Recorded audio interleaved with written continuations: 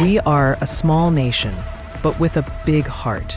Cambodia never wanted war. We never asked for violence. Yet our people are bleeding. Our temples are bombed. Our children are dying. Why? Because others choose aggression, while we hold on to peace. We have never crossed their borders. We have never fired the first shot. All we want is to live, to learn, to raise our families in peace. But peace must be protected. Silence helps the aggressor. So we speak now to the world.